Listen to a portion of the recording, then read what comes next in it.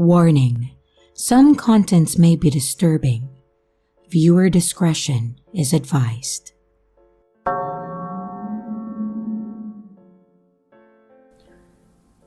I used to be employed as a child protection worker.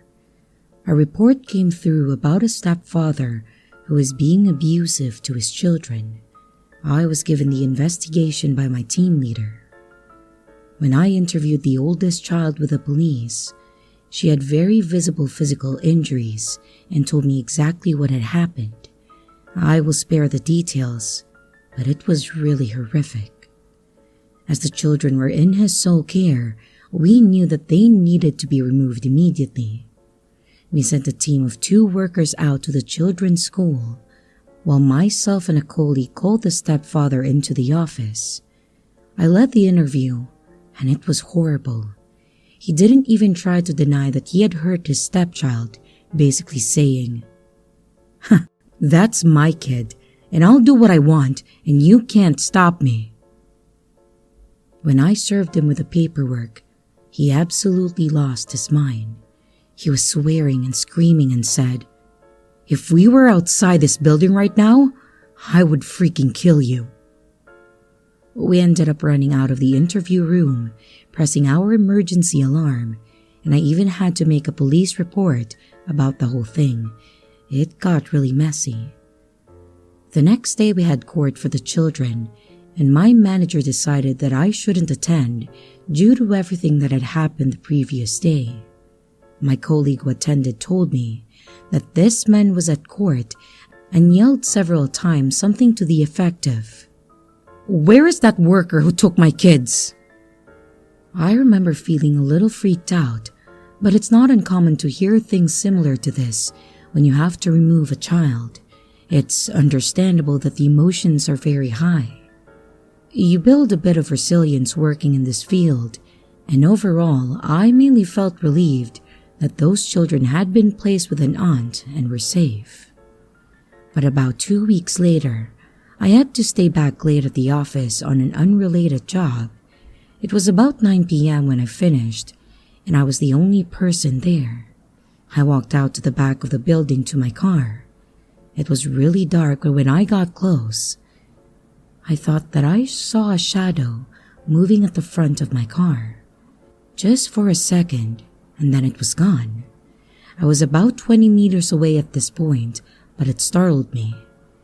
I stood there for just a second, looking at my car, wondering if I was just being paranoid. While staring into the darkness, I started hearing tiny rustling noises, and whether imagined or not, all of the true crime horror stories that I've ever heard just flashed into my mind. Well, safe to say, I freaked myself out and I sprinted back to the building. I called my boyfriend to come and pick me up, explaining what had happened. By the time he drove up to the front doors, I had convinced myself that I was being silly, and I asked him to drive me around to my car. He circled around with the headlights shining on my car, and I could very clearly see that all 4 of my tires had been slashed. I was an absolute mess that night, and I called the police immediately. I was pretty sure that this man was responsible, but as I hadn't seen him, I couldn't say for sure.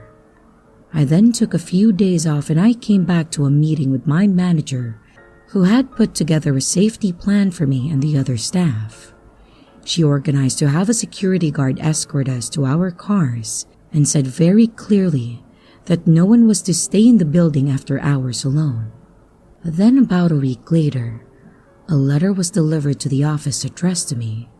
Any mail that comes into the office goes through our reception staff. Our lovely receptionist opened it, and it was a note that said, "You're good as dead, bitch." The words were typed and printed. She was an older woman and burst into tears when she read it. It didn't say who had sent it, but I am convinced that it was the same man. Over the next few weeks, letters kept coming in, each one getting longer. They addressed me as bitch, a home wrecker, saying that I kidnap and abuse children. It was just horrible, horrible stuff. The threats in the letters were the worst. The person writing them threatened to rape, torture, kill, find out where I live, and to burn down the entire building. To be honest, the police were less than helpful. They basically said that given the nature of our work, they couldn't conclusively say that it was this man, although they had questioned him. To me, it all seemed like a pretty massive coincidence. I'd never had anything like this happen before. They did say that they were taking the letters very seriously and tracking down where they had been posted from, but I never heard anything back about that. My workplace took the threats very seriously too. All of the security was bumped up across the building, and all staff completed refresher training on emergency management. One day, on the way home from work, I noticed that a car was following me.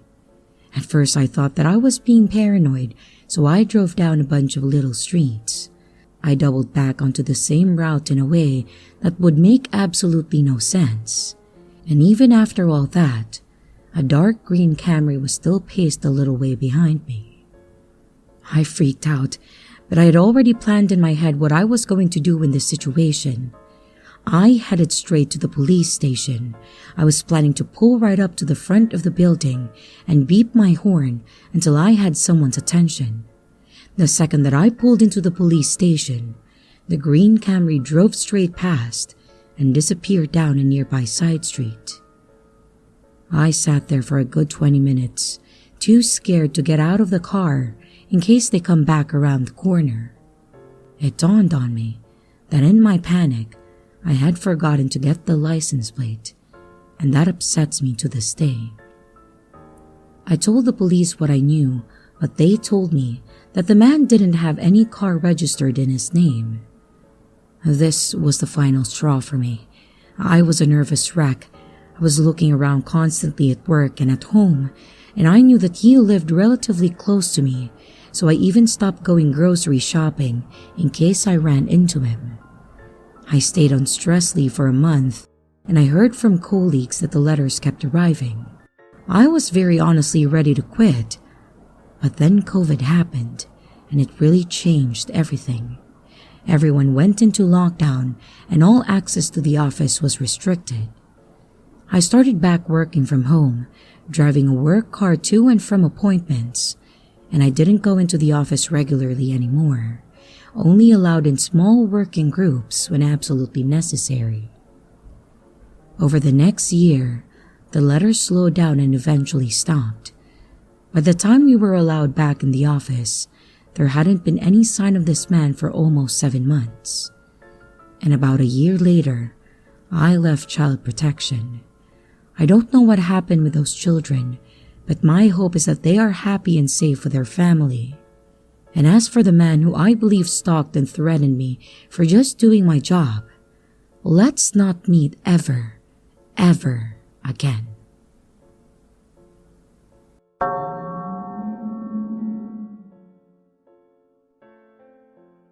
I never told this to anyone, but I want to hear your thoughts about this. One day, I was free from work, so I went to do some errands on foot since it would be close to home. While I was getting to the first corner intersection, I'm not really sure if that's how it's called. English is not my first language, so I do apologize for that. I noticed a red car was slowing down. I thought that it was because he was about to turn right in that corner. But while I stood there, I noticed that he was unsure on making the turn or to keep going down the road. I kinda grew impatient, so I just decided to keep walking. While crossing the street, I noticed that he changed his mind and then started following me. I was starting to feel uneasy because he was basically going at my side and at my pace, all by having his windows up, and I was all by myself, and I couldn't see anybody else coming down or up the street. I started to walk faster, and I'd try not to look at him. And that's when he started to go faster too. I was pretty sure that I would be abducted at this point. I crossed another intersection, and he did it as well. I knew that I was getting closer to some businesses and a school down the street, which is usually very crowded at that time, since it was around like 1 or 2 p.m. So I was praying to God to allow me to reach there, so if he tried to do anything, at least I could scream and someone could listen. But before getting there, he decided to roll down his windows, and I saw a guy masturbating. I acted like I didn't see him, and I started to walk even faster, and until just before I reached the front of the school, he then sped up and drove off. Obviously, this guy was definitely a creep, but sometimes I think I could easily get abducted. Or not? I don't know. Let me hear what you guys think.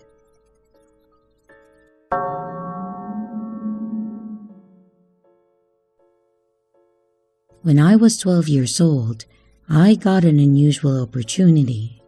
I was able to be involved in a study abroad program where I would live in England for several months.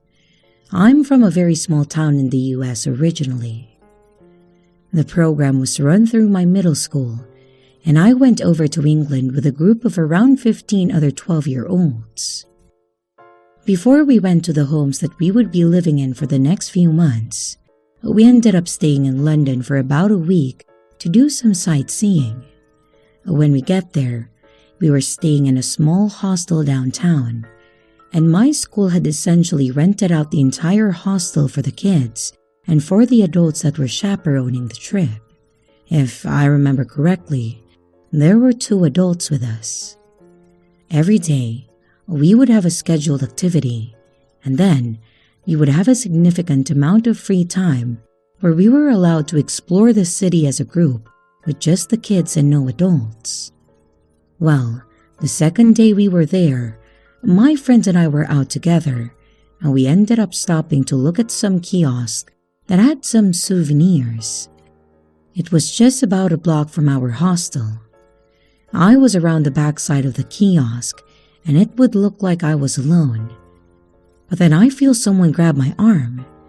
I turn, and I see a middle-aged man, most likely homeless, looking at me, and he says, "Hello there, pretty little girl," in the creepiest voice that I have ever heard.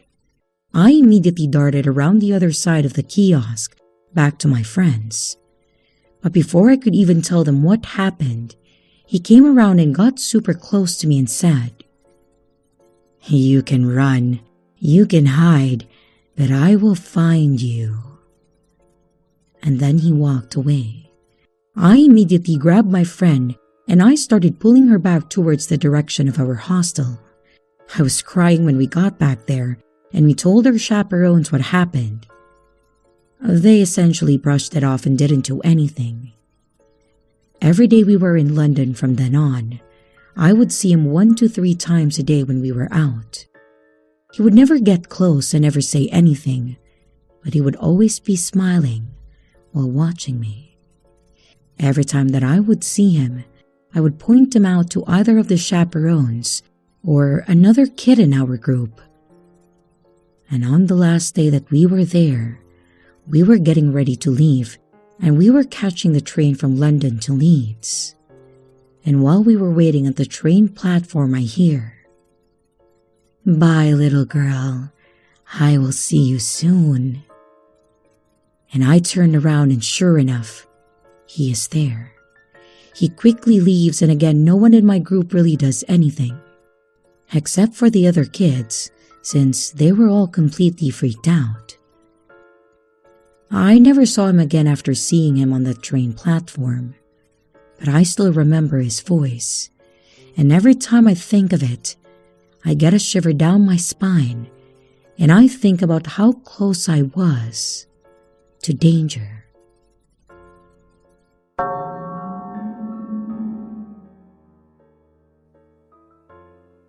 So this happened a long time ago, but I've never forgotten it, as it was one of the strangest encounters that me and my family has ever had.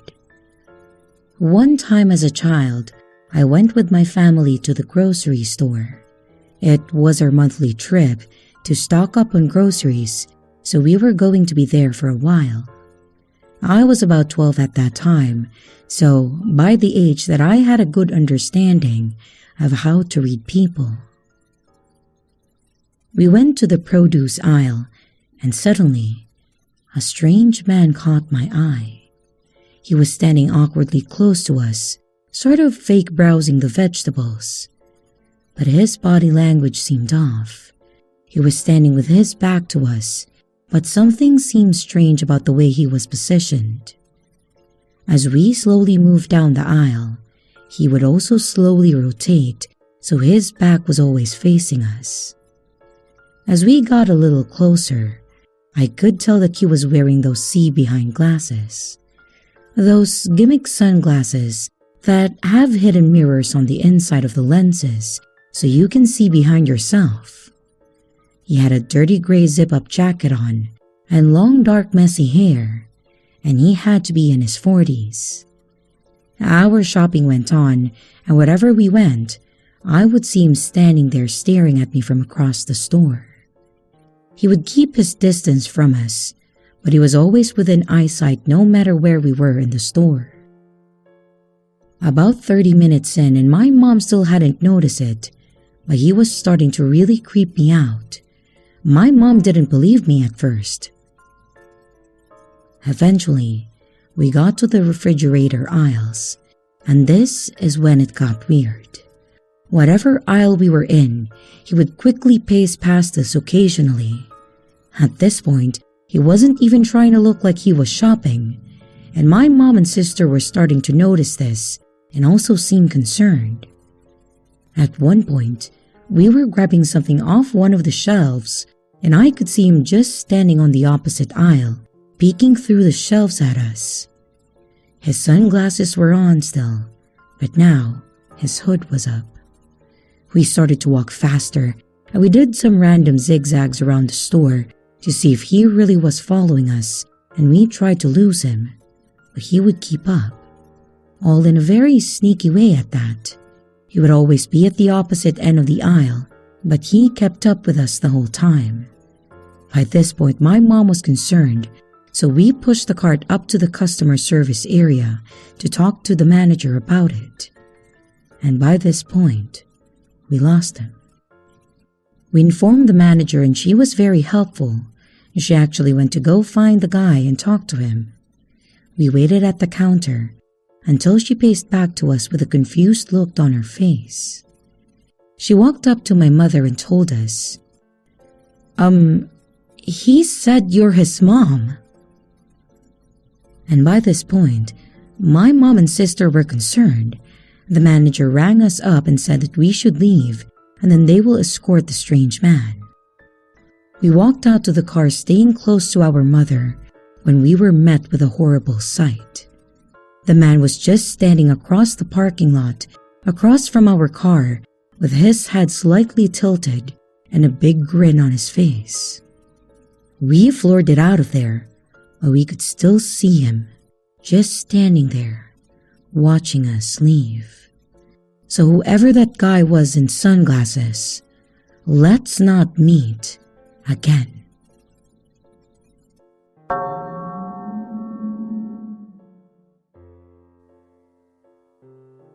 So for context, I grew up in the suburbs, and outside of the occasional play park or sports field, there was nothing to do. Me and my neighbors used to play knock and run, or its other name Ding Dong Ditch. For context, I have a sister who is a year younger than me, and my neighbor James was the same age as me.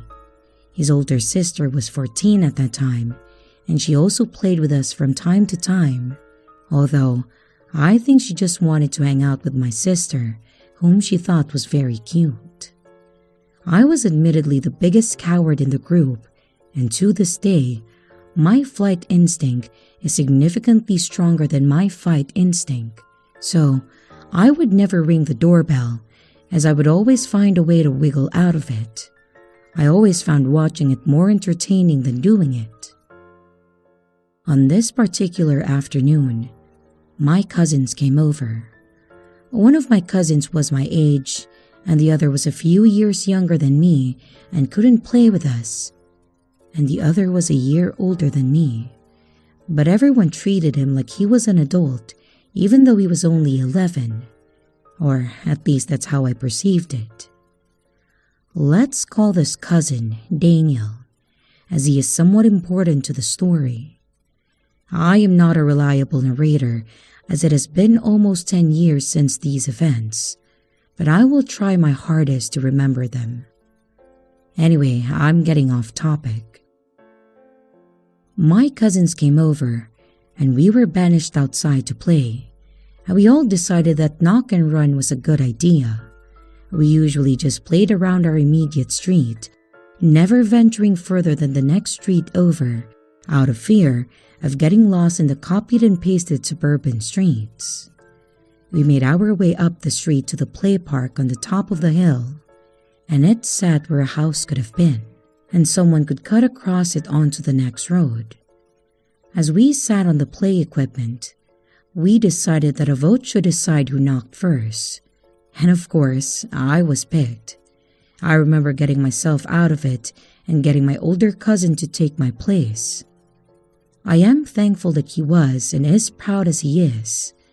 It did help me get out of a lot of situations.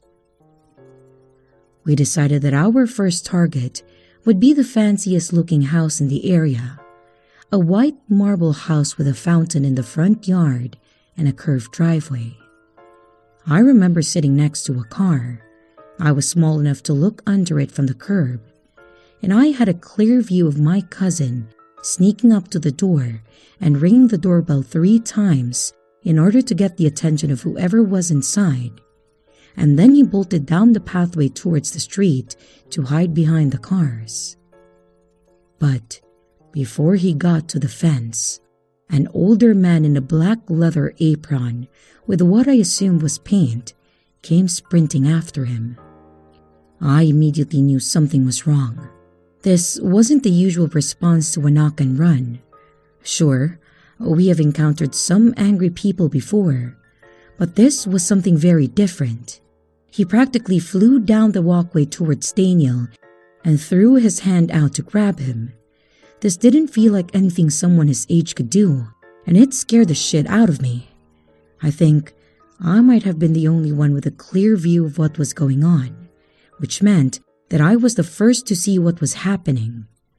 And it wasn't until the man was practically on top of Daniel that he noticed that he was being chased, and the scream that he made when he realized this will always stick with me.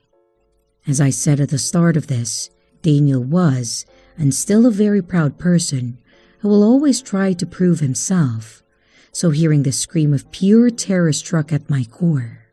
Everyone was clued in at this point as to what was happening. Daniel didn't open the waist-high gate at the end of the path.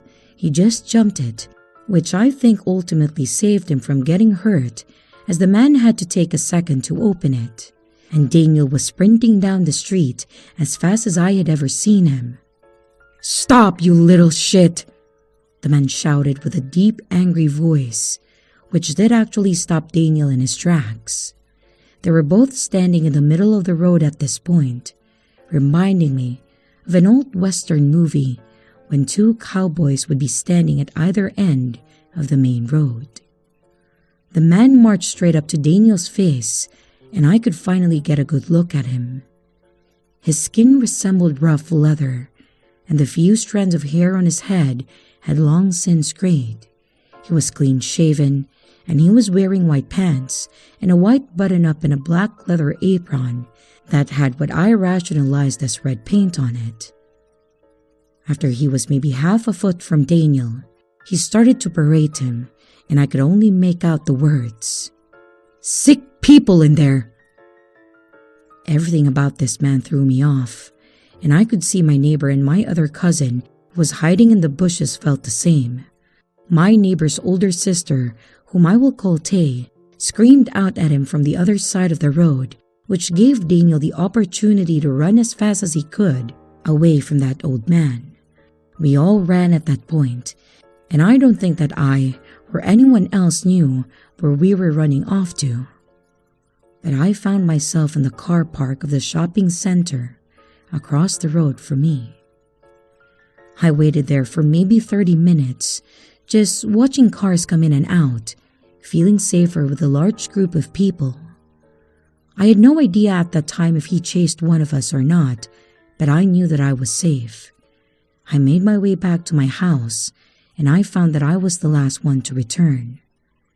My cousin Daniel ran straight home, and Tay followed him. My other cousin and neighbor ran around the suburbs for a bit before deciding to go home. My mom was missing when I got home, and I realized that she had been told what had happened. My mother is someone who isn't afraid of protecting her own, and she is one of the strongest people that I know.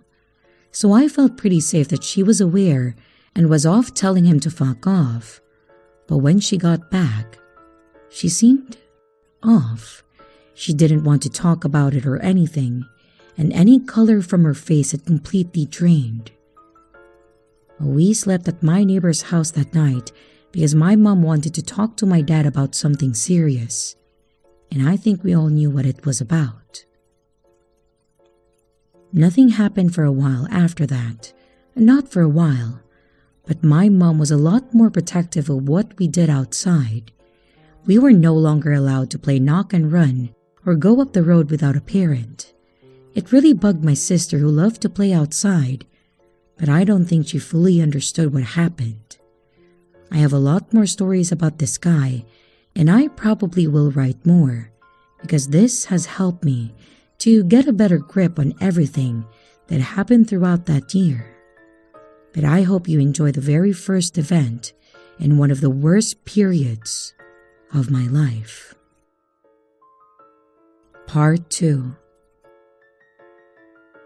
Okay, so before I get into the next few events, I think that it's important to address some things that I've read in the last post. I know that we were the ones who originally disturbed him, but I thought that it was important to dedicate a post to that event as it kind of kicked off a lot of stuff. I will probably update this post with a few more stories just to get it all out of there. But I just wanted to say that I fully understand my and everyone else's part to play in part 1. But I believe that the issue really began after that, which is what I'll show you today, and I am sorry if I upset anyone. First things first, I promised a few of you that I would ask my mom what the old man had told her last night at dinner, and I did manage to do so. She was surprised that I remember what happened and tried to sweep it under the rug, but I kept pressing her for answers. I'm not proud of pressuring my mother into talking to me about something like this, but curiosity got the better of me.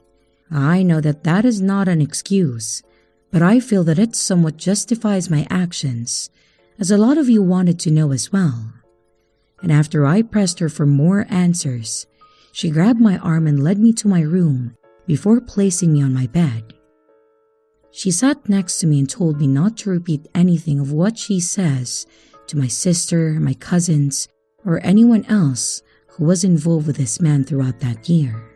And she finally opened up about how she was sitting at home watching TV when she heard a loud knock on the front door.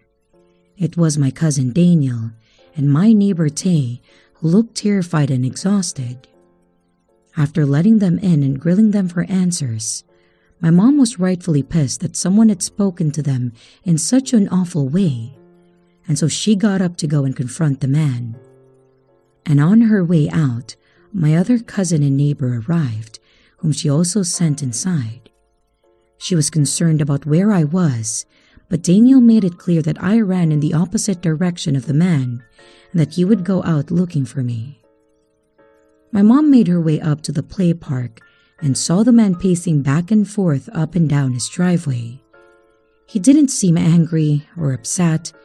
He apparently didn't seem like anything besides someone marching back and forth, which took my mother's mood from enraged to confused. She walked up to the front gate and let herself in, which made the man stop almost immediately and stare at her. I am surprised that she didn't turn back and go home at that point, because that's what I would imagine anyone would have done. But as I said in part 1, I am a coward. The man marched up to my mom and started to berate her about trespassing on his property, which she met by berating him about terrifying some kids. This apparently went on for a couple of minutes before he said something that terrified her. My mom didn't say exactly what he said because she said that she was trying to forget it, but he said something along the lines of, "I will show both of you what it feels like to have somebody on your property when you don't want them there, and then I'll shut those fucking kids up forever." He tried to grab her at that point, but she quickly moved away and left his yard, and then swiftly went back home. This really affected my mom, but that was the answer I got from her. I gave her a hug, and I apologized for pressing her to tell me, and then we got back to dinner shortly after. I don't regret her telling me, but it just feels like knowing the end of a movie and seeing all of the hints leading up to it. It had been about a month, maybe a month and a half, since the first initial incident with the man. We hadn't seen him since, and I was forgetting about it until I went to the shops one day. For context, my parents had started to let me go to the shops by myself to grab little things for them. I was young at that time, and the shops were across the road from me, so getting there wasn't an issue. One day, my dad asked me to go and grab a loaf of bread for him. He gave me $2 coins and then sent me on my way to the shop. I was getting used to doing this on my own, and I was enjoying my independence. I grabbed the bread, which was on the far side of the large supermarket, and made my way towards the registers. I stopped by the toy aisle, and I took a look at the low-quality mass-produced action figures that I desperately wanted. This was really part of my routine even now. If I wanted something, but I didn't have money to get it, I would just look at it. But on this occasion, I wish that I had just continued to the registers. I felt 2 hands push me to the ground from my left. I was shocked for a moment, as I didn't fully know what just happened. The sticky and dusty floor beneath me hurt, and it took me a second to look at my attacker. And when I did, I immediately knew that this was very wrong. It was the old man from up the road. He had found me in the place that I had hid from him just a month prior. He started to shout at me, but I couldn't understand what he was saying. I don't know if it was the adrenaline ringing in my ears or his rage just taking over, but the tone in which he was shouting shook me. I tried to get up to run, and when I planted my foot on the ground to get up, he kicked it out from below me, which made me fall back on the ground. Thank God a staff member arrived at this point, and they must have heard his shouting from across the store and came to check on what was happening. I didn't get a good look at the staff member, but I am thankful for them.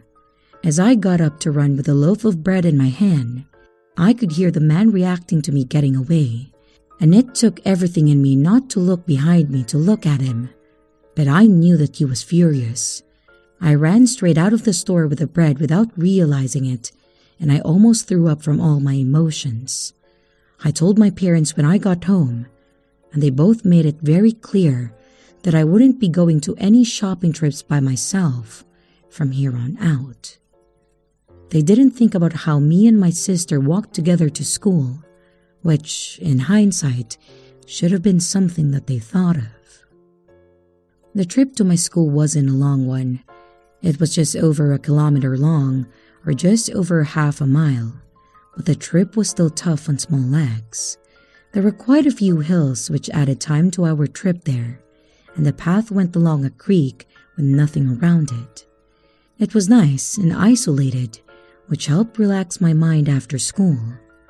But not long after the supermarket incident, me and my sister were walking home from school and just made our way to the beginning of the path along the creek when we saw an SUV that had been parked there for what I assumed had been a while.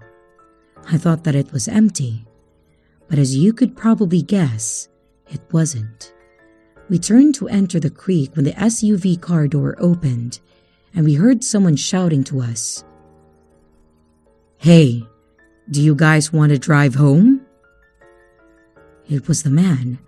My sister, who was always trusting of others, started to walk toward the truck, but I quickly held her back. "What's wrong?"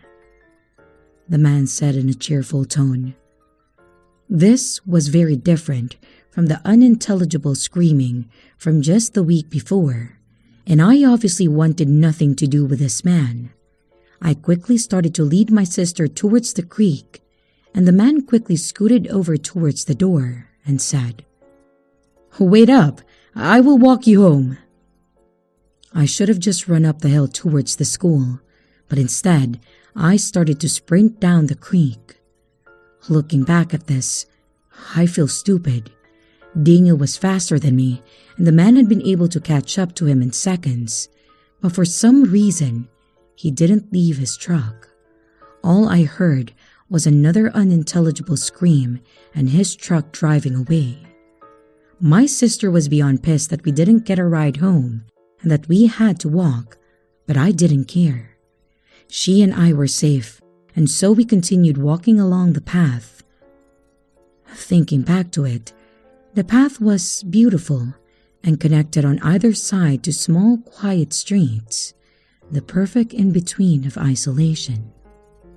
Sadly, my young mind didn't realize that the creek opened to two quiet streets, and so when I saw that same silver SUV on the street at the end of the path, I froze. What could I have done? I felt powerless, and I had to take care of my sister, who was only now figuring out that this man may not have good intentions.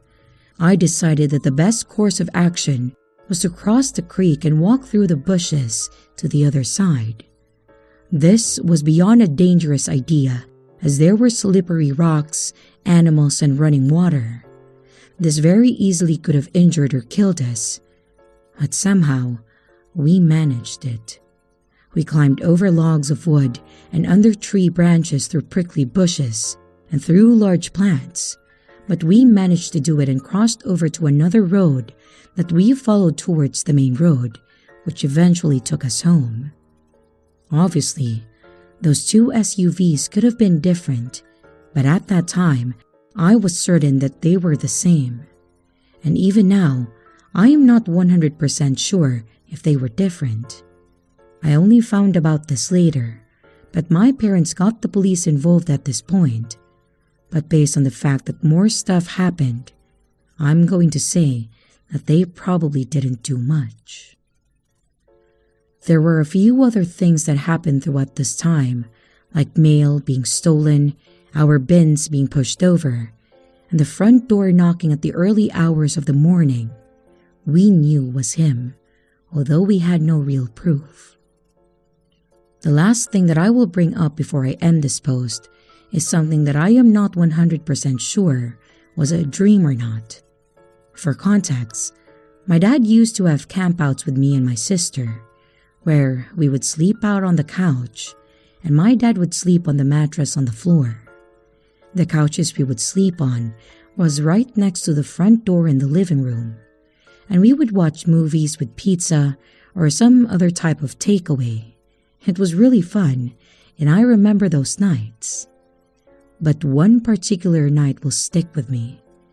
Everyone else went to sleep, and Naruto was on. I hadn't watched the red Naruto at that point, but I recognized the characters. I was sitting directly next to the large window that looked out onto the driveway. I was enjoying doing nothing when I saw some movement out on the driveway, and so I looked out. And there he was. He was walking to our front door, wearing his white pants and a white button-up t-shirt. He was staring directly at our front door with such focus that it felt like nothing would break it. But something did, and it was me. He looked at me, and I could see in his eyes that it was funny to him. He simply held his hand up, waved at me, and then placed one finger on his mouth as if he were telling me to shush, and then he jogged away. I surprisingly fell asleep not long after, and for the longest time, I thought that it was a dream until I read all of Naruto and recognized the scene. It was then that I realized that it might not actually have been a dream, and that he might have been attempting something. And after what my mom had told me, I think I know what he was trying to do. Part 3. So, it's been a while since I've given you guys an update. I've been really busy with school, and digging up these memories is a little distracting for me. I would like to thank you all for all the incredibly positive responses to my post. It makes me feel better about all of this. But without further ado, let's just start the story. It was summer, and the local council decided to have a fair. The local council hired a few clowns, some face painting stations, food trucks, and bouncy castles at the local football field. Of course, me and my sister were beyond excited to go. For a young child, this was the hottest ticket in town, and my parents were happy to take us as it was just down the road and for free. I remember the field being beyond busy, and the crowd was difficult to walk in and even harder to see through. But we managed to find ourselves right next to a giant blow-up bouncy slide. As it was summer, the actual balloon of the slide burned to the touch, and the sun made me feel like I was slowly melting. But regardless of this, I must have spent at least 40 minutes going up and down that slide. I was having too much fun, and I didn't notice that both my parents and sister had gone missing in the giant crowd of people. I got down from the slide, put my shoes and socks back on, and I started to make my way through the crowd. I didn't actually know where I was going, and I remember feeling incredibly anxious as I waddled around the fair. It wasn't until I felt a hand on my shoulder and then on my forearm that I felt a little safer. It was my dad, I thought. He had found me. I couldn't actually tell whose arm it was, as the angle at which it was holding my arm made it difficult to look out in the crowd. The whole day was overly stimulating, and I wasn't thinking clearly. I should have known from how hard the hand was gripping me, or the fact that it was leading me to the parking lot, that something was wrong. I only really felt terror when I saw my parents running towards me, running faster than I have ever seen them run. Adrenaline immediately coursed through my veins, and I pivoted my body around, and I immediately saw the leathery hand on my arm in the white pants. The link was connected in my mind as to who this was, and my mother's scream was the first thing that I heard, and the angry or annoyed grunt of the old man followed it. He started to jog with me towards his truck, but I had started to fight back against his grip. He may have been old, but he was stronger than any elderly person should be, and he was faster too. Everything about this man was wrong, and it may have been my young mind making it all up, but I still believe that something was very weird about him. No elderly person should be like this. At this point, I was only a couple of feet away from his car, and as he opened the door, I felt two hands on my right arm that pulled me hard against the man's grip. The man's grip held on before my dad came out from behind me and slammed the old man's head into his car, which loosened his grip on me. At this point, my mother grabbed me and ran, and then we went straight home. Apparently, they didn't notice me slip away on the bouncy slide, and they ran into some family friends who offered to take care of my sister while they searched for me. I don't know what type of person it takes to do something like that in such a populated area, but this man was not normal, not in the slightest. My dad returned later that night, and he looked really roughed up and drained of all energy. From what I had gathered over the years, they got into a pretty brutal fight that ended with the police breaking it up. My dad didn't get into that much trouble, considering that he had called the police on the man before. but they still took him to the station to give a statement. When he sat down on the couch, he looked exhausted, bruises forming all over, and a cut on his lip and upper eyebrow still leaking blood. But he had a smile on his face, and I could hear him telling my mom that it was over. They were both hopeful, and so was I. A couple weeks later, my cousins came back over, and Daniel wanted to know everything. He felt like he was the main victim and deserved to know everything because he was the one that the man shouted at and the one that the man wanted to get the most. I don't disagree that the man would probably try to hurt him on sight, but it felt weird to me, almost like he was trying to take credit for something that to him sounded like a creepy story, but to my family was real. Anyway, we decided to go out for a bit. My parents trusted us because we were with my older cousin. We went up to the usual play park, which was across the street from the man's currently vacant house. Daniel was telling us all about how he swore that he saw him near his house. Keep in mind that he lives almost 3 hours away. I'm not saying that he's a liar, but I am saying that he wanted to be part of this. Anyway, we were playing hide and seek, and Tay, our neighbor, was seeking. She had only started to count down from 60, and I always tagged along with Daniel because he always found the best spots. We ran across the road towards the man's house, and Daniel jumped the fence, which I immediately stopped at. "Come on," he said from the other side of the waist-high fence. "No one will find us." The house felt like a void that we would get sucked into, and I had, up until this point, refused to even be near it.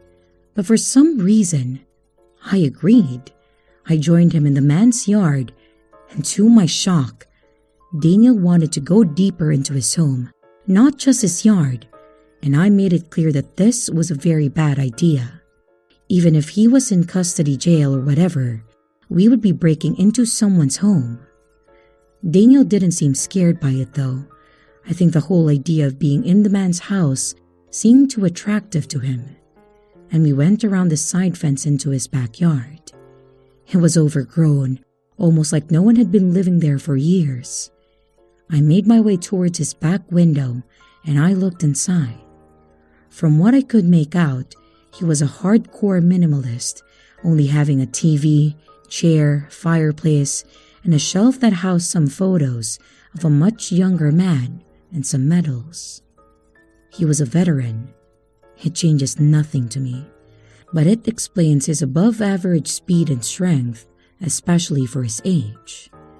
The sound of a door sliding open almost made me yell in fear. Daniel had found an unlocked sliding door and wanted to venture inward. I ran around to find him, but he was already inside before I could stop him.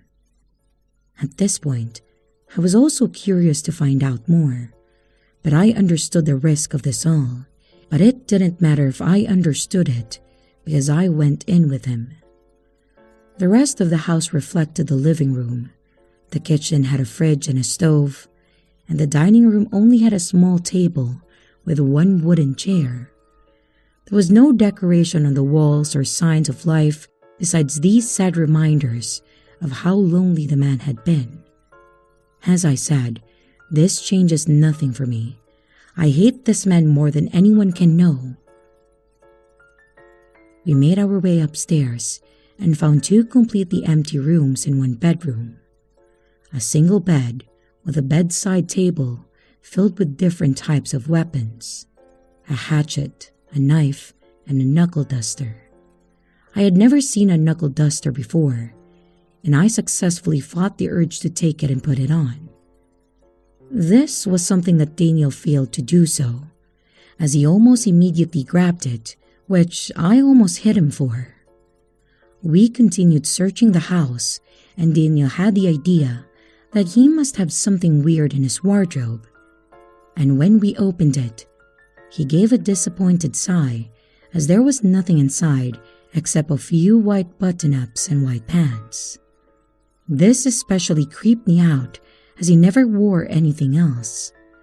We made our way back down the stairs and into the living room, and to our surprise, we missed the table that sat next to the couch. It was just out of view and only had one drawer. Daniel opened it and struggled to get it out fast, but when he did, we found something profoundly strange. It was a single photo.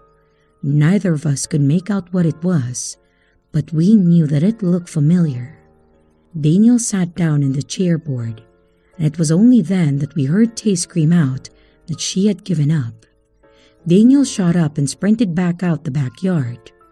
We had both completely forgotten about her. But as I put the photo back into the drawer, something stood out to me about the photo. The fence was navy blue. This was something unusual in my area. I only knew of one navy blue fence in the suburb, our side door entrance fence. This realization made the photo seem so much clearer. The white pebbles on the ground leading to the backyard, the cream color of the garage next to it, and the green bush at the end of the path. This was my home. He had a photo of my home. I quickly met back up with Daniel and Tay, and then we went back home. I should have told my parents, but I was scared that I would be in trouble if they found out that we were in his home. And I understand why we would be, but I still didn't want to live up to it. About a month after that, we were having another campout with me, my dad, and my sister. Both my sister and my dad had fallen asleep while the TV was still on, illuminating the room. It was one of those weird situations where you're both really comfortable and really uncomfortable. Well, that was my situation. And on most nights, I love this feeling, but that feeling will always be tied to this night. I was drifting off to sleep as well, but I heard the sliding back door open slowly. I peered up above the couch, and I saw a silhouette of a man standing in the doorway. I froze with fear, and I started to cry. My dad woke up at this point, and I'm not entirely sure how. Maybe it was a parental instinct, but he knew almost immediately that something was wrong. He got off the bed and crouched towards the dining room, which is where the back door was. The other man had begun to walk slowly through the house at this point, murmuring to himself. To my horror, I recognized the pants, the bright white pants. So many questions went through my mind, and the most prevalent one being how he was in custody. But none of that mattered because there he was, standing in my dining room, holding something. My dad charged him from around the corner and tackled him into the wall. The old man punched him in the arm, and my dad immediately dropped that arm. It was the knuckle dusters that Daniel was wearing. It was at this point that the lights turned on, and I don't know if it was my dad or the man, but they came on, and my dad made a noise of pure horror. Both men were fully healed from their last fight, but my dad took a real beating. I had always expected that the old man had his ass kicked, but now I'm not so sure. My dad was standing in the doorway to the living room, shielding us with his body, and my sister was awake and crying at this time, as was I. And my mom also ran down the stairs and immediately saw everything that was going on. The man had lunged at my dad with a thing in his hand that I could see was a hatchet. My dad threw himself to the side, and his other arm got grazed by the hatchet, drawing blood. My mom at this point leapt towards the old man and pushed him into the kitchen bench, which made him scream. But he was up almost as fast as he was down. He slashed at my mom and missed her, and my dad ran to the other room and started to call the police. My mom was dodging his slashes while also throwing things at him, and once she got to the knife block, she armed herself with 2 knives and threw one of them, and the handle hit him in the face, knocking him back, and my mom took the opportunity and drove the knife into his shoulder. This made him scream again. He fell to the ground and didn't try to get up until the police arrived. After this happened, we moved, not too far away, maybe just half an hour away. And even though we live so close to that place, we have never returned. As much as I have been tempted to go back and relive some stuff, for the time being, I am pretty comfortable staying here. Apparently, he paid bail and was staying in the hospital for a while before staying at somebody else's house. I know that he made his way back to his house before making his way to my home. It creeps me out to think that I could have been in his home at the same time as him. Well, anyway, it's been 10 years, and it's been something that has been on my mind for a while. I want to thank you all for hearing my story, and I think that it's tradition on this subreddit to say this, but to the old freaking creep up the road who terrorized my family, let's not meet again.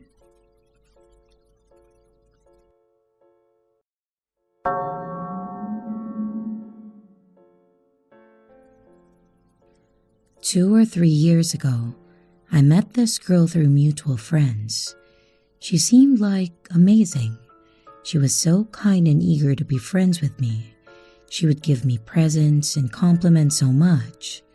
Well, too much almost. Now in this friendship that I was developing with her, she would talk about kidnapping me and having me all to herself. Obviously, if you tell a traumatized, naive 16-year-old that, she will think it's a joke, which is exactly what I did.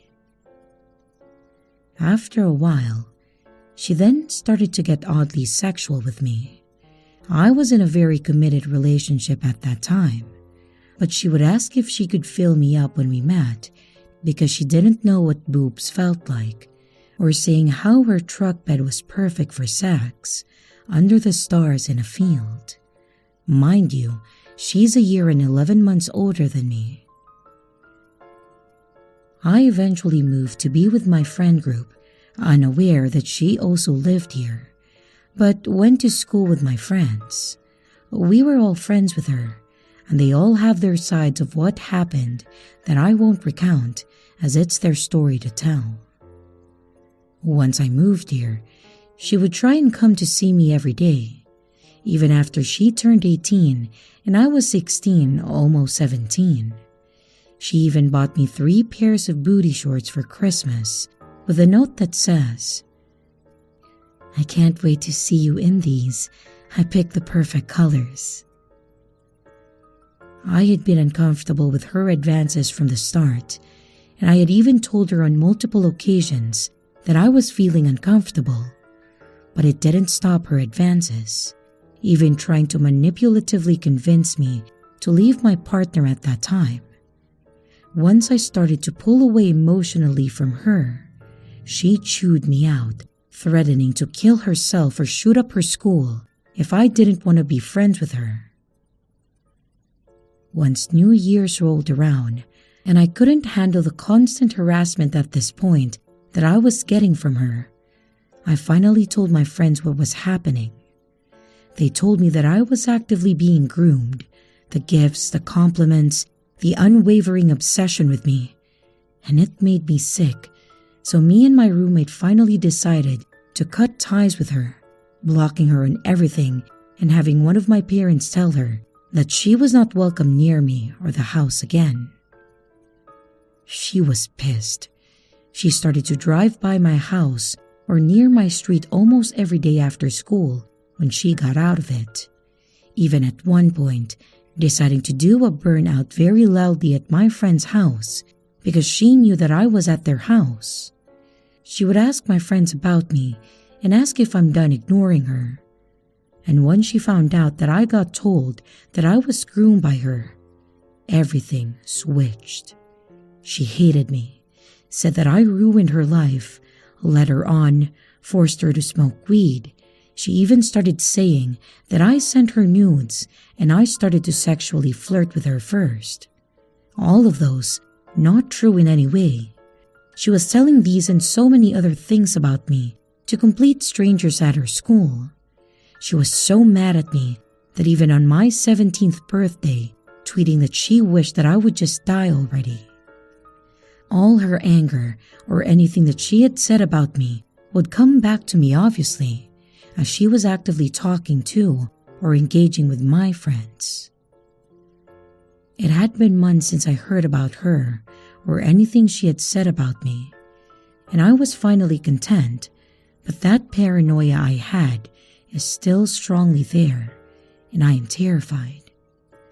I was going to a concert for one of my favorite bands ever, and I was even happier about it because they were playing in a city near me. I had tweeted about getting tickets and just how excited I was about it. Me and my roommate go to the concert, and we were having such an amazing time during the openers. I then go out to get a cup of water, and out of the corner of my eye, I see her. She hated this band. She even bashed me for liking them so much. Knowing that, I just brushed my worry off and I went back into the concert venue. Once the openers left and the band started playing, me and my roommate were having such a good time. Then during the third and fourth song, I turn around and I see her so close that it was uncomfortable. My body threw me into a panic attack on instinct, and me and my best friend had to leave the concert immediately. It was horrifying, and I'm still petrified to go to concerts in my state, honestly. I haven't heard anything about her or her whereabouts since then, besides hearing that she got admitted into a mental hospital for saying some messed up shit to a friend of hers. Thank you to anyone who listens to this story, and to that girl, I truly hope that we never meet again.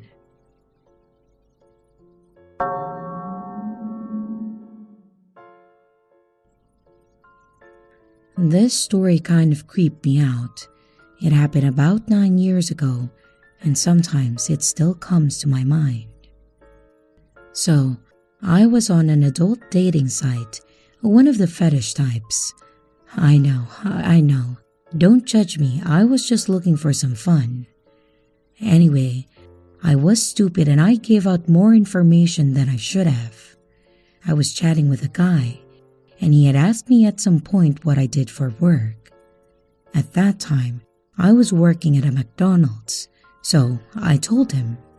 He asked which one, and I stupidly told him which one. We chatted off and on, and we hadn't been chatting for too long. I also stupidly gave him my phone number at some point. He would talk about how he wanted to meet me on my break and have some fun on my break, but I told him no thanks, that I don't bring my lifestyle to my job. Anyway, so I checked my messages just before I was due to clock out of work, and luckily I did. He mentioned that he was at my job and then told me what he ordered. I think it was a Big Mac meal. I was like, okay. Well, don't expect me to do anything with you. I'm not interested. He then got upset and wasn't accepting that I wasn't interested. I was also scared because I sent him a face picture of myself, but I had never received one from him. I really wasn't too interested in him, so I decided that I didn't need a face picture since I likely wasn't going to meet up with him. His interests weren't what I was looking for, and I also have a hard time straight up saying that I'm not interested, and I just slowly start to ghost whoever that I had no interest in. Now luckily, I hadn't told him my work schedule, so he didn't know that I was about to clock out. So, after clocking out, I told one of my managers that I was on a dating site, and some guy just showed up to my work, and I had no idea what he looks like, and that I was going to hang out in the back in the break room for a bit. Luckily, she didn't judge me and was just like, okay. so I waited about half an hour before I left. I didn't have a car at that time, and I had to walk home, and I was so afraid that he would see me and try to pick me up in his car. Luckily, no one followed me, so I was in the clear. I don't think he ever messaged me, or I ended up blocking him or something. I don't know if this really is all that creepy, but it creeps me out that some random person just decided that he would show up to my job and then expect me to want to meet up with him. So yeah, now I just give a vague response as to where I work now. I don't work in the same town I live in, so it would be hard to pinpoint my exact location. This opened my eyes and made me more aware of the information that I give out to strangers. So, creepy guy, let's never meet.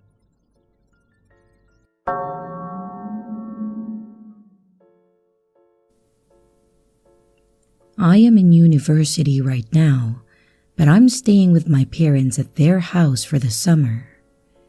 I was hanging out with one of my friends, and we decided to go to a party. I met this guy around my age, and we were talking and having fun, but it was nothing too serious, or so I thought.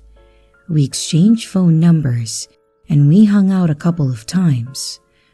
But he became incredibly clingy right from the start, so I decided to just distance myself in the hope that he would get the hint and then back off. Well, he didn't.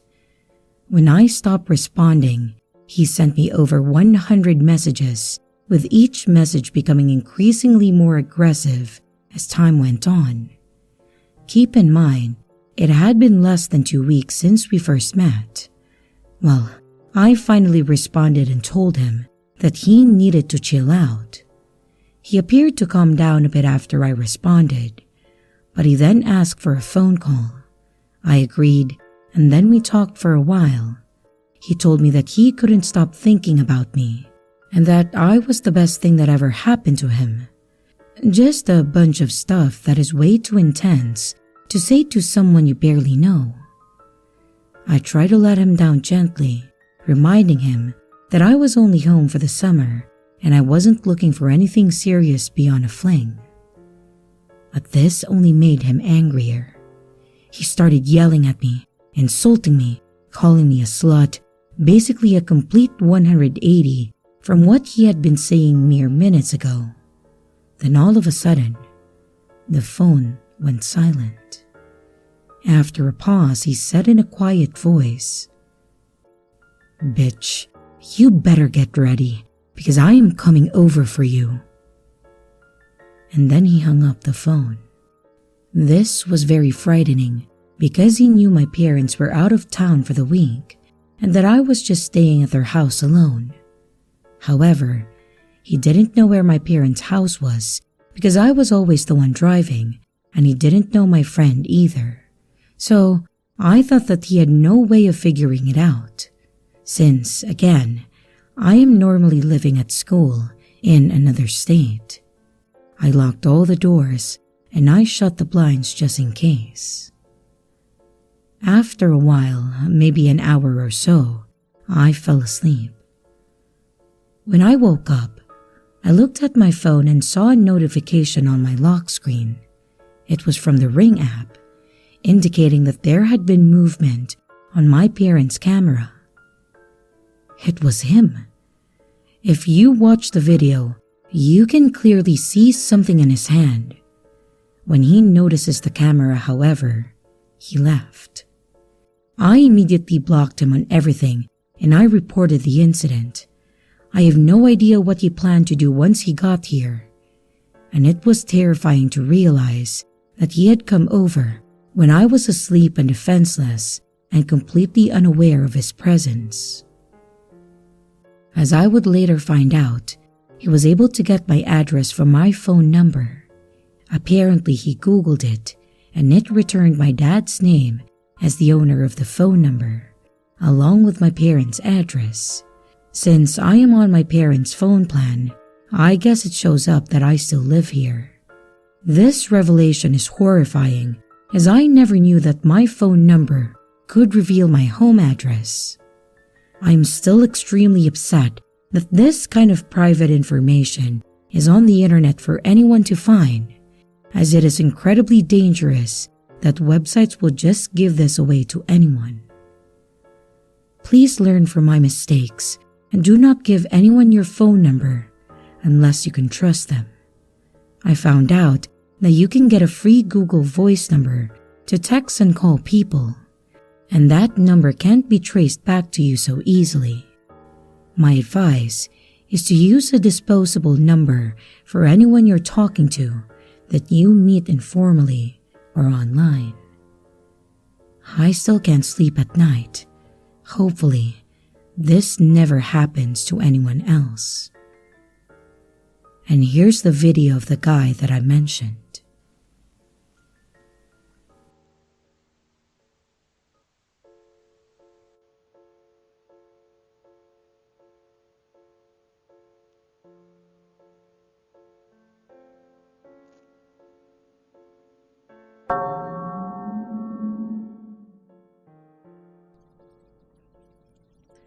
This story happened a while ago, but it still messes with my mind. A side note, I live in a quiet countryside where usually nothing happens. I'm an 18-year-old girl who can easily walk around my hometown alone without even being scared because it's really safe here. Basically, no crimes. So, as usual, me and my dog went out for a walk one evening. It was a nice weather outside, so I decided to go for a nearby field. So I usually let my dog out of her leash there, so it was fun for both of us. She's a nice dog and always comes when I call for her. We get to the field and everything is going really well and nothing seems off. Except, I have this kind of odd feeling in my gut that I never usually have. The last time that I had the same feeling was when I was 8 years old and we were driving at night with my family. I had the same feeling then and I told it to my parents. I feel like something is wrong. You should be careful. I said something like that, and they slowed down because I was oddly serious at that moment. And a minute after I said it, a deer came out of nowhere and we would have crushed it if we had gone by the same speed as a minute before. We were all shocked and my mom thanked me, and I still remember it like it was yesterday. However, in the field, 10 years later, I get the same gut feeling. Whatever, I think, and I just kept going, completely ignoring it. We roll around the fields and a nearby forest until the sunset starts to set. I put my dog back to her leash and I decided to leave from one of the tiny paths that go through a small forest. It's not a popular way to go, but it's quick. And as I'm walking along the path, I suddenly spot a silhouette in the end of the road just before the forest starts. I think nothing of it at that point, and I just kept walking. But after just a little while, I have a strong gut feeling and I stare at the silhouette for a while. It's then that I notice that the silhouette is staring at me without moving. I just think that maybe they were waiting for someone because at first, the silhouette looked like a child's. But as I got closer, I noticed that it wasn't a child, but a grown man who was riding a child's bicycle rather difficultly. It was a blue-green boy's bicycle. His legs were way too long for it, and his whole body looked like he was forcing himself to ride it. It was really an unsettling sight. Still, my dumbass didn't want to turn around and have a couple of kilometers waste of time. And even though it was creepy looking, I still thought, maybe he's waiting for someone that comes from my way. But every step that I take, he follows me with intense expression. I'm only like 20 meters away from him when he starts to do a weird jump on his bike, smiling the ugliest and the most unsettling smile that I have ever seen. He's just staring at me with wide eyes. He kinda looks like he was expecting something and is so excited about it that he needed to jump. He looks like he is in his 50s or something, with very long and thin legs and arms, bald, and that creepy unsettling smile. That's when my alarm rings went on. I glanced behind me and no one was there. It was just me, an 18-year-old small girl with her fluffy dog, definitely not a guard dog. I turn around 360 and I start to jog where I came from, just in case. And I glanced at him and I sighed in relief when I noticed that he wasn't following me or anything. I thought that maybe he wasn't waiting for me after all, and I called myself stupid and a scaredy cat. Well, I was so wrong. My adrenaline starts slowing down again as I'm in the middle of the fields, and I still see no sign of him following me. I let my dog out of her leash again, and she starts to run around. I'm nearly at the end of the field when my dog spots a rabbit or deer or something interesting and then flies towards it. I panic because she has never done that before and I yell for her. I yell plenty times for her loudly and then she finally comes back. I'm relieved that nothing happened to her. But as I put her back to her leash, I notice something from the corner of my eye. The freaking bald long legs is biking towards me, and he's not looking at the ground or the bikes, but at me. Freaking out wasn't enough to express my feeling in that moment. I have never seen a human being who looked so crazy, more than crazy. And what surprised me the most was that he was biking through a field, and I can tell you that it's not an easy field to even walk sometimes. It has muddy ponds that you need to jump over, but that psycho just biked through them. He was struggling a lot to bike there, but somehow managed to still do that. I didn't watch for another second behind me because I started running. I ran so freaking full speed that I saw black and nearly collapsed. Well, I have asthma, and my lungs hurt so bad that I thought that I was dying. But the adrenaline kept my blood running and my legs too. Once, I glanced behind me and he was there, struggling badly to keep up his full speed on the field grounds with that ugly white smile and the way too little bike. After that, I just ran like crazy until I found a house. I hid in their yard without even minding that I was in someone else's yard. It didn't matter to me at that moment. I waited a while with my breathing stuck in my throat, but he didn't come. I was planning to yell as loudly as I could if he found me, but he never did. At some point, the adrenaline started leaving my system and I left my hiding spot. I ran again until I reached an area which had multiple people in their yards so that I would have help if I saw him again, but I didn't.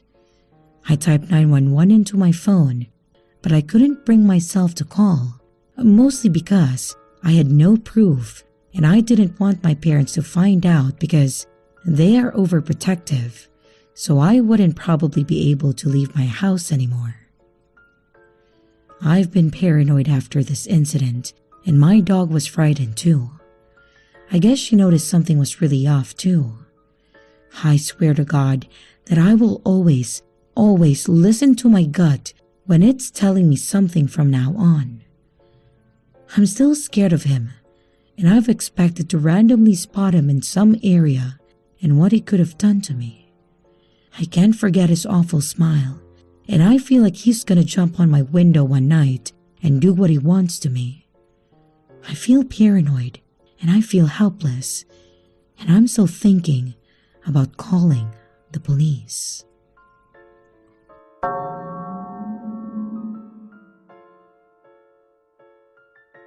My Stalker's Grudge, translated by J Nightmares.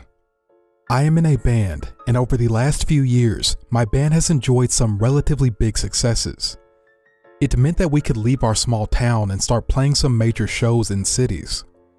In the last year or so, I have taken up permanent residence in Tokyo, and I am loving it. Trust me, I am not living like a rock star. The opposite. I am staying in a tiny apartment, but hey, a small room in a big city ain't too bad for me. The rent is cheap too. For about a year and a half now, I have suffered with insomnia. The reason is because someone has been messing with me in the dead of night. Someone opens the mail slot on my apartment door when I am in bed.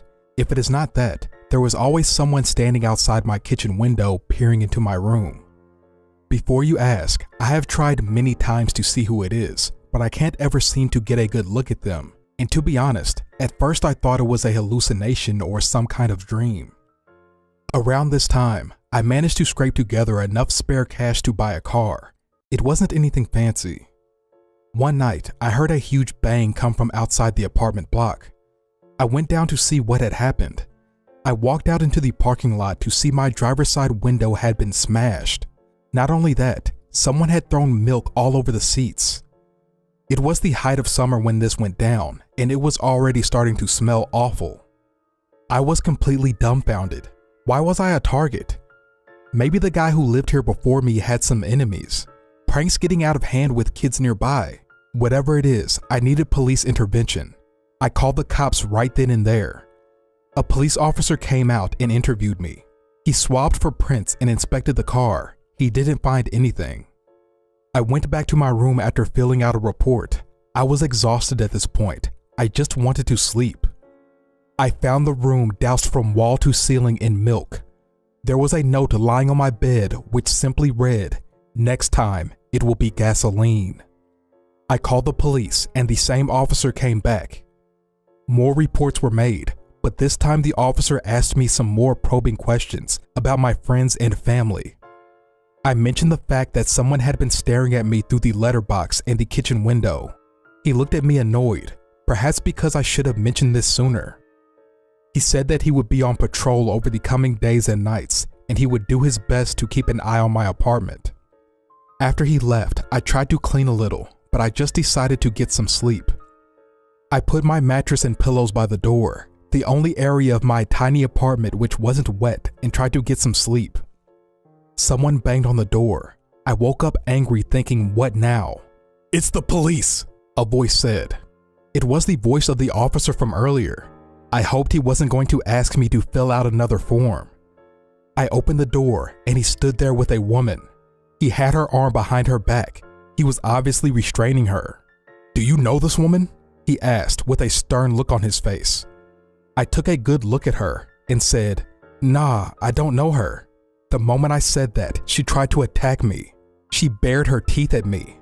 I have never seen eyes so hateful in my life.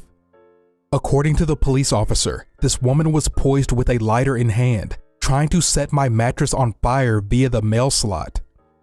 After he interviewed her, I finally found out why I was being harassed.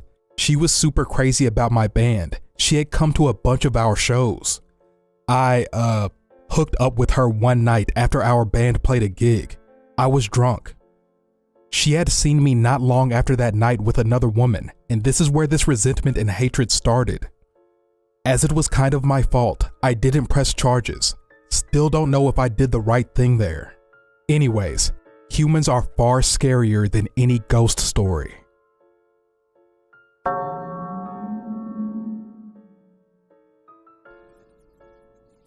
So this just happened. Well, it was yesterday evening, and I can't sleep. I'm really freaked out. I, a 28-year-old female, lived in an apartment with my boyfriend, 25 male. The apartment is a half basement. That means that we are half underground, but still high enough to have big windows and have some sunlight. We are comfortable in this place and we like it. We feel at home, so sometimes when we get out of the shower or something, we are comfortable walking around naked. This is our home, so we do as we please. We have blinds, but sometimes, since our cat enjoys looking outside through the windows, we try to keep it a bit open. It's a calm and serene neighborhood, not many people passing by, and a big empty space with a transmission tower on the other side of the street, so no one is facing us. We felt safe here, until yesterday. As always, after a late meal, we jumped in the shower, talking, laughing. It was late, and we were trying to prepare quickly since we have to wake up early in the morning. Once out of the shower, I realized that we forgot to pack our lunch. Not caring, I went in the kitchen and started packing, naked, and my back at the window.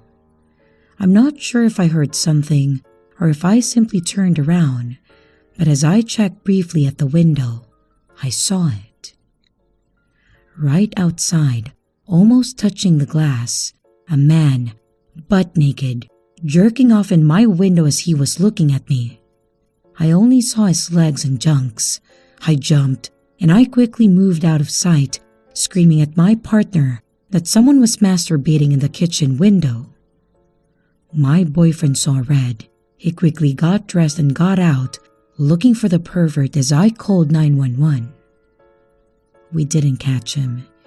He ran away, but we saw no one outside. We heard no doors in our apartment building, but my boyfriend heard voices in the building next to us. The police says that we must have scared him, but the only one scared now is us, and shall I say, mostly me. We are busy people, but most of the time, I am alone in this apartment. I take the bus alone, take the trash out alone, and my boyfriend is at work a lot, and it's okay, he needs to. And now, I'm just scared. This pervert knew when and where to look, and we already caught him doing it. It was a few days back, and I just saw legs outside my window, and I just jumped, but I didn't see what he was doing. So, he's been looking for quite some nights inside my home, just to see me naked. What if instead of frightening the pervert, we pissed him off? What if he comes back when I'm alone? Or when I'm walking outside? I can defend myself, but this shit is scary. I have been sexually assaulted in the past, and this is not helping with the healing process and also the paranoia. Our landlord knows, and he lent us a surveillance camera. I just hope that it's enough.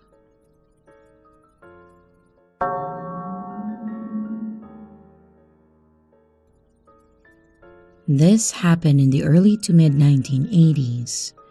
I was about 12, and I had a group of friends that I hung out with regularly.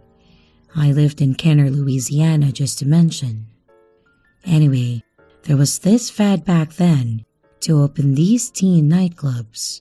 There was no alcohol, but had disco music and the same vibe as the cocaine-induced frenzy of adult disco clubs. Anyway, one was opening up. My friends couldn't stop talking about it. I really hate crowds, but I was a follower in my group, so I agreed to go with everybody. One of our parents dropped us off, and we paid our $2 to get in. I can see that it was super crowded, shoulder to shoulder. I kinda just hung out around from the front door, debating whether or not that I was gonna stay. After 10 or 15 minutes pass, I got this feeling that someone's watching me. It was just an eerie, creepy vibe.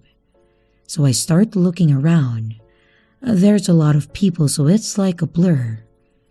But then I noticed this middle-aged guy, short brown hair, striped-collared shirt. He's just staring at me like he knows me or something. Well, I didn't know him, and that was my cue to leave. It was about a 5-mile walk down a well-lit, semi-busy 2-lane highway, then right, and another couple miles down a 4-lane road, and then into the subdivision. It's only about 8 p.m. that time, and I don't have to be home till midnight, so I definitely had time to walk it. So, I take off walking, and I guess about halfway home, this car pulls up on a side road that I was crossing, and it's the same guy from the nightclub. My heart then starts pounding out of my chest. He creeped me out at around 200 people, and I was really creeped out on an isolated side street by myself. He then yells at me and asks if I want a ride. It's pretty far, but fuck that. I said no and I kept walking. Then he yells at me and says, "You want to make an easy $20? And I'm dumb, so I stop and ask, how? And then he says, "Well, get in the car and I'll tell you." Nope, I just bolted. I took off, and I don't think that I've ever ran that fast in my entire life. I ran the last 3.5 miles full speed, without stopping and without looking back. I then made it home, ran inside the house and straight to my room. I didn't even think to look back to see if he was following me, but if he came here, at least my dad was in the living room. I never told anybody. I really think that I was one dumb move away from being on a milk carton or worse.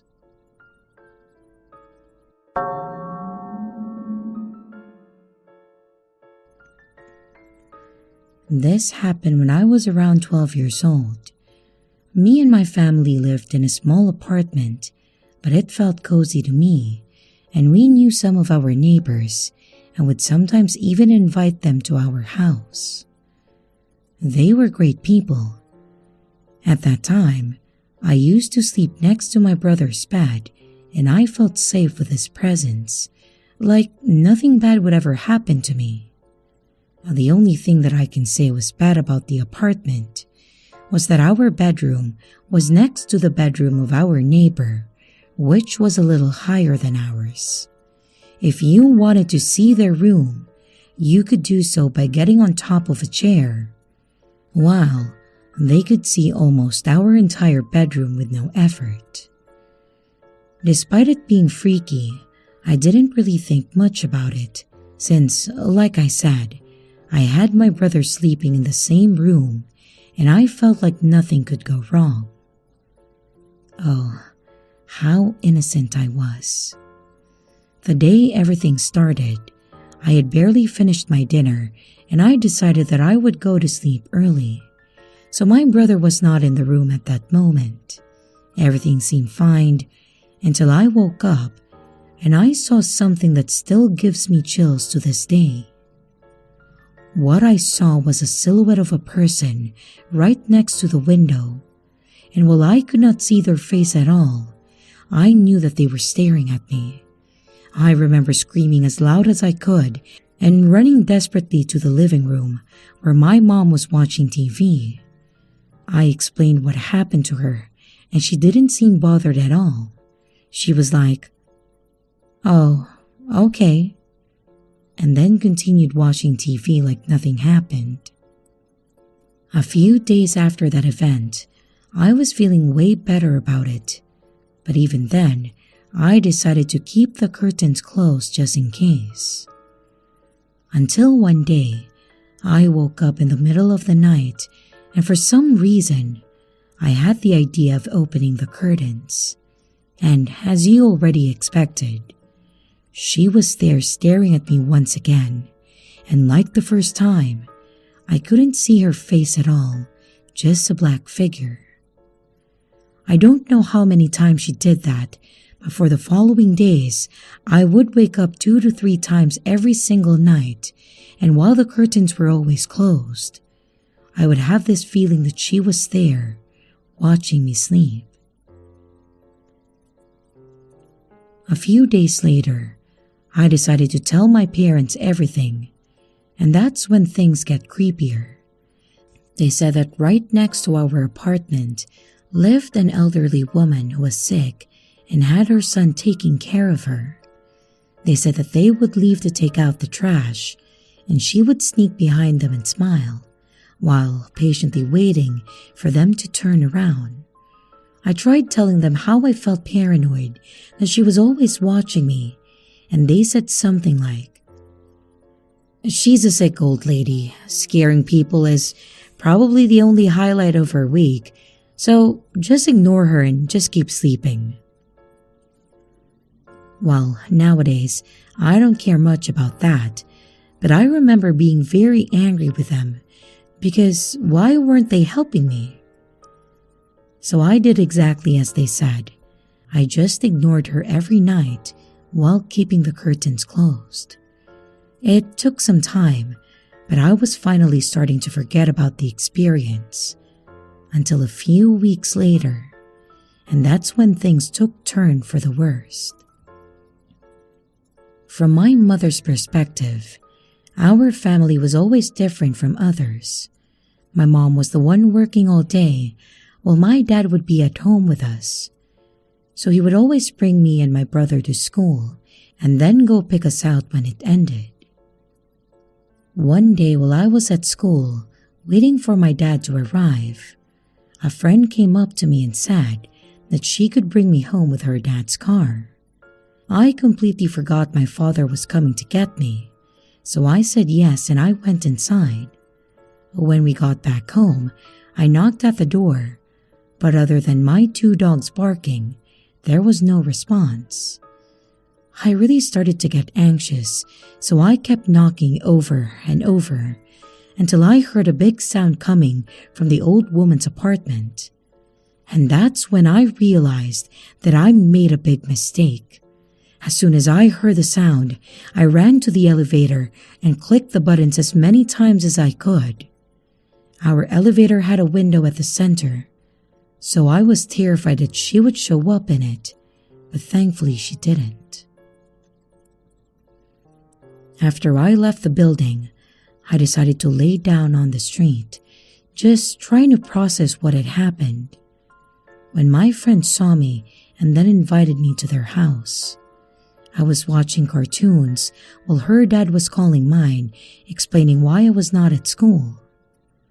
When my dad came back, I ran to him and I gave him a big hug while crying, and he just said, "Shh, it's okay now." My brother's class usually ended 30 minutes after mine, so we had to go back to school and get him. The entire time, I was expecting my father to scold me, but instead, he was very calm and told me that he was thinking of buying a cell phone so I could message him if anything happened. After that experience, I was even more terrified of the old woman.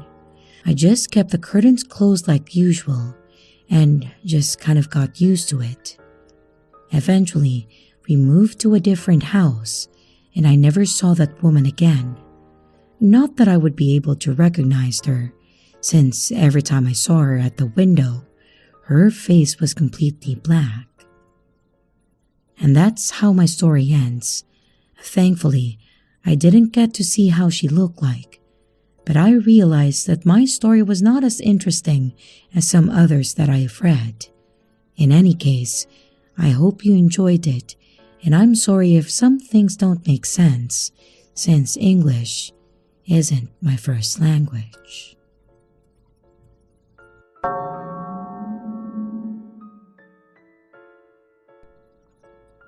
This happened about a year ago, and I still have yet to return to the store without my husband. So last July, I took my then 4 and 6-year-old sons to Target to back-to-school shopping. Since having kids and hearing all these horror stories, I am very observant of my surroundings when we are out. Anyways, while at Target, like most women, I looked through all the sections. And while in the women's clothing, I noticed 2 older men close by that kept looking over our way. I thought maybe I was just being paranoid, so I kept going about my business but keeping my boys super close. We go to the baby section, they pop up.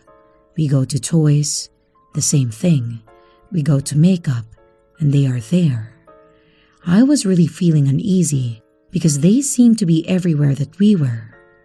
And they never had a cart. One guy was just holding one little thing. I go check out, but then I wait for a big group of nurses leaving Starbucks to walk out with. I threw the boys in the car without buckling them, and I then locked the doors. But as soon as I look up, the two guys walk out empty-handed looking around. I didn't think they saw me, so I started to leave. But when I looked in my rearview mirror, I saw them behind me in a truck. I stopped right there, and I turned and took a photo so they could see me. They turned like they were going back to the store, and I park over a couple of stores down where they can see me, and I then call the cops. While I'm on the phone with them in a full-blown panic attack, I watch one of the guys change his shirt and then go back inside. I waited until the police got there so that I could make sure that they were taken and they had the right guys. I don't know what their plan was that day, but my mama God told me that it wasn't anything good. I am so thankful that my babies and I are okay.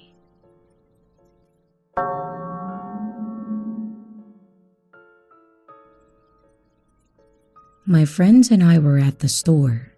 The whole time that we were at the store, there was this car just sitting in the parking lot. But as soon as we left the store, the car began following us. We ended up walking to a park near one of our homes because the guys started driving the opposite way of where my friend lived. We get to the park and we see the same car just parked there. But now, we noticed that he had two other men with him. We waited a while to see if it was just someone parking or if it's the same car. We ended up hiding behind my friend's car because he lived right next to the park that we were at, and we stayed there to see what the driver was going to do. He then turned his car on and ended up on the other side of the street. But then, he turned into the apartments where my friend lived, and that's when we knew that he was looking for us. We ended up running across the street and going into multiple alleyways until we saw another house and then hid in their driveway behind their cars. The whole time I was running, I saw the car following us. I was genuinely terrified. When I turned, he turned, and all four of us were panicking. When we hid, his car continued to circle the house that we were hiding at, so we stayed there for like 5 minutes before I had texted a close friend to just come and get us, and because of that, we got home safely. So, thank God for that. But I'm just scared that he might come to look for us again, especially because I'm a girl on the smaller side. So if something happens, I'm done for. And just a small update, a girl who goes to my school went missing, and she was found drugged at a hospital.